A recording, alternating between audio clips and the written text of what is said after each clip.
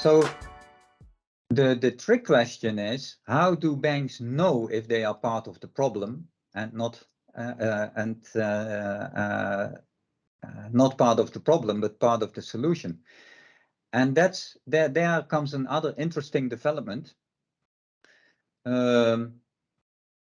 It's especially in the climate field, but probably in future also on biodiversity and on social issues. Of course, you should, as a bank, operate within these boundaries, within this 1.5 boundaries. You should operate within the planetary boundaries or the ecological boundaries of the planet.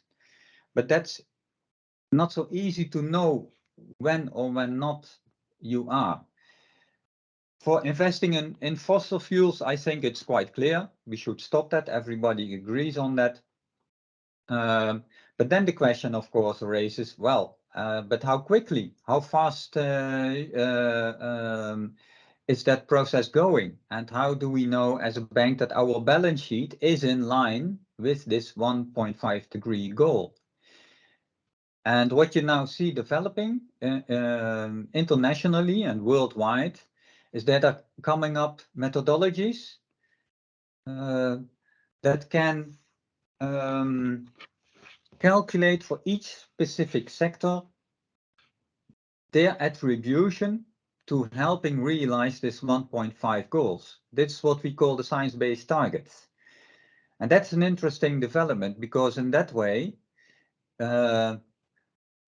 you can calculate this also for individual banks, what they have to do specifically with specific assets. It's possible to calculate scenarios and transitions towards 2030, 2050, how their balance sheet should look like.